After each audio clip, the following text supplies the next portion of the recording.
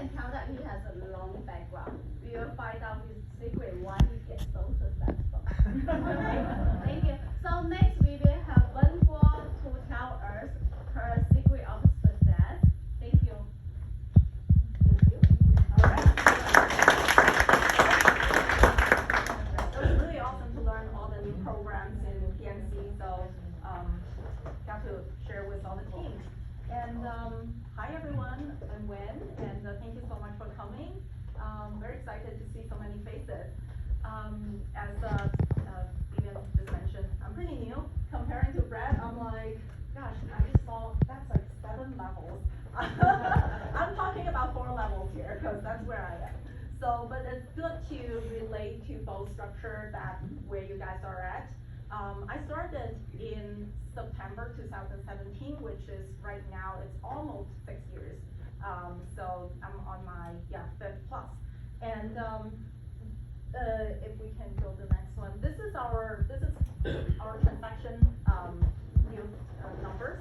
So starting from the first 3 months, I closed 3 deals, right? And then 2018, that was me myself adding Easton in the back. And in the middle of the year, I had her to, it's actually meeting through clients and clients' daughter-in-law. They have somebody, hey, good in design, like, yeah, join me. So we started a 2 people initial team. And later on, I got agents, buyer agents in. So whenever you guys are thinking starting a team, you're like, oh, should I have a buyer agent first? No, let's get an admin first to take care of all your daily runnings. And then slowly we build up more and more. Last year was about 100 transactions last couple of years. So that's where I am. So I want to share with you guys how every little step, how I divide them into 4 phases, how we grow to step up in each phase. So embarkment. I just talked to some of you guys that just started, and I want to very much emphasize on that moment because that determines if you're going to stay or to go to different career. Survival mastery, scale up, and then scale up more in Brett's level later. All right, so next one. So the big why, next one. So when you guys started, I'm sure like here 99% of you guys are already understanding where your big why is. And but when I last week, my husband was helping me to consolidate all the files, I realized, oh my gosh, I revisited where my big why was. And I do want to, like it's a little bit personal, but I want to share with you, and maybe you can go back and see where you were in the beginning, and that keep you motivating every day again. So starting from the beginning, I was an architect. I personally think I was pretty good. Was designing, nominated Best Asian Design in 2005. Designed San Bernardino Courthouse, one of the designer, 3 people designer team. Across from the U.S. consulate in Guangzhou, that was my facade design in high-rise. These are all international landmarks. And award-winning, and next one. And I was like so into design. Is there a video? No. Oh yeah, so I actually, so passionate about it, I actually quit my job and became a fashion designer because that gave me more design opportunities. And was a very interesting idea to, can you click? Yes, so don't know if it actually works. It's in the YouTube. I just stick it out. It's a fashion line that actually, gosh, within 2 years, it went on fire. It went to New York, LA Fashion Week. It was invited to New York Fashion Week. It was first prize from the Gucci former executive. Went to over 100 medias, and it was just all over on top of the world. Bloomingdale came to me and said, hey, let's launch your brand over there, and so on. I'm like, oh my gosh, Yes, and guess what? In 2 years, I burned all my money. So these are really fun to watch, but That's when your design. Wow. that's my design, Wow. yes.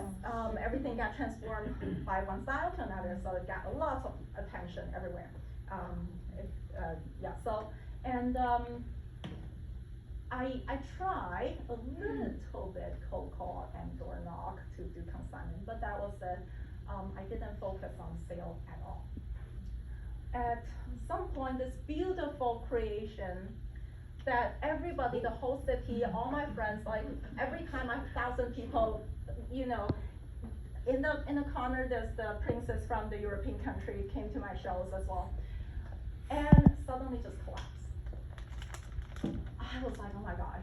So I have closed down my office, my studio, and dismantled the whole team, and went to my boyfriend back then and say, hey, you got to buy me meal, and I have to move in with you. I'm glad that he was fair to me, so become my husband later.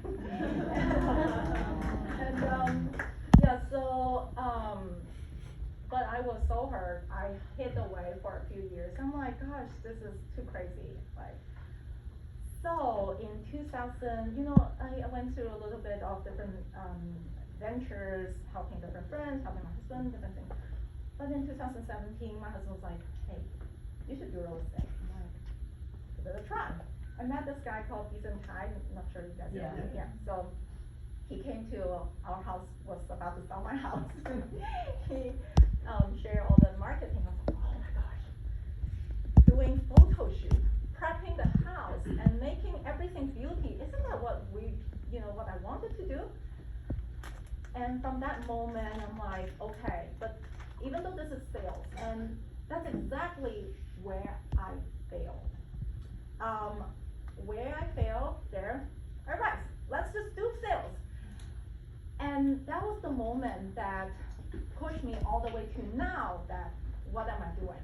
I tried to prove myself, to prove to my kids that, hey, not to be afraid of failing.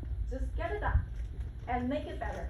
And wherever you were the worst, you failed the worst, you can make a miracle and tell the world, hey, you're up again. So that was my big why to start off.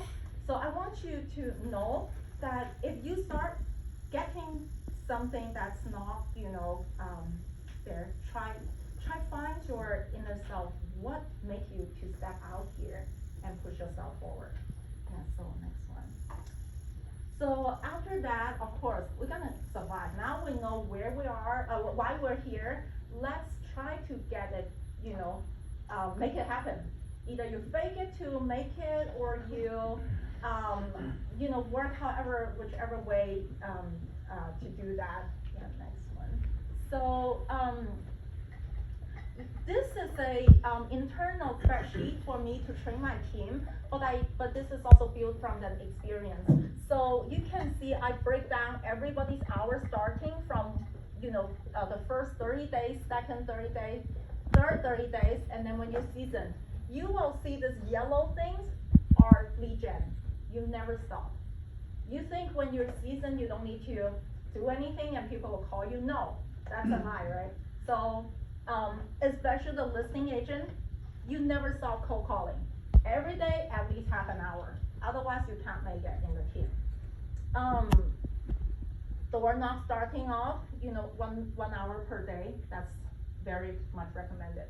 So next one. So there are many things you could do. Starting from the beginning, call everyone A to Z, 30 days, right? 26 letters, and you just call everyone every day. You call everyone, if you don't have a lot, you call everyone 12 times a year. They must remember you. I remember when I just became an agent, I called my friend, and she's like, oh my gosh, I just bought a house like last month. I was like, oh, okay, I'm sorry, but that's okay. Just remember me next time. And guess what? 1 year later, they were about to upgrade. They were, things just go up so well. They got promotion, they got kids, and they're thinking selling already. And the next one they call is me. And door knock. I'm gonna share some door knock flyers with you guys as well. Actually, let's go to the next slide. I'll share door knock. I started with door knock because I hid myself for some years. Nobody remembered me anymore when I came back to the scene, and I didn't want to bother my friends. So plus I moved away from San Francisco, moved to suburb in New Brain. I don't know anyone, and I didn't want to bother anyone. The worst thing I want people to know is like, oh, that fashion architect is on the street knocking and selling houses. Like, it's such a glorious business, right? So it's actually glorious to some degree. But anyway, it's just a different mentality back then. I was like, let me talk to my neighbor because I don't know them. So these are great things that you guys can copy, take pictures, print the same thing, change your face, name, and just go door knock. I remember, but also iterated according to the actual scenario. I remember my first listing. I was a new agent. I didn't have any business or clients. So there's this listing agent had a sale listing. It's a condo, really, $600,000 a month and no traffic. And I was like, okay, I'll host open house for you. Sale. And in the morning, go into the neighborhood at 7 a.m., 8 a.m., 9 a.m., whatever you can make it in the morning. So bring the signs all over. Don't hire somebody. Bring, as many as you can, because bringing the sign is kind of like a door knock. People in the neighborhood saw you. You see them, say hi. My script was, hey, I'm the hardest working agent in the neighborhood. I woke up at 6 and start setting up the signs. And they remembered me, and they remembered me 2 times because Saturday and Sunday.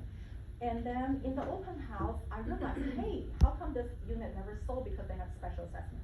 Nobody wants to buy condos with that. And the special assessment is $20,000-$30,000. It's pretty heavy for some mom and pop that or elderly that was on fixed income. So I'm like, oh wow, that gave me an idea. So always approach like what helps you sell, right? So right after the open house, I ran home. I didn't have printers or anything. I didn't even have business card. But I printed. I have buyers to take over your burden. And I put my name, photos. I put my photos in the closet so don't worry, all these, you don't have to spend too much money. It's more about effort and mentality. So I printed 200 of them. The next day, again, 7 a.m., I put out a sign. I door knocked over 100 units out there. Every unit, I knock on them, say hi. I got 10 contacts. 10 contacts want to talk to me to learn about what's going on, how they, who would like to take over their burden and maybe buy them. And I got 2 listings signed from there. My heel was swollen. I couldn't walk for a whole week, but it's all worth it. So, and then there's several other, things like you can talk about your recent sold or your neighborhood recent sold, your marketing strategy. If you have anything, either your tax background, if you're, lawyer, designer, tax, or whatever, bring that out and then put it as a value given to door knock. That would tie in your image as well. You can hold seminar, you can, have a webinar, however you do. Just like Vivian, that, value adding is really great. Really bring out the buyer. You brand your buyer as sellers. So instead of saying, hey, I have a house to sell, hey, I have a buyer to buy. Do you know a house, right? Any ways you can come up with, try it. If you can go back up.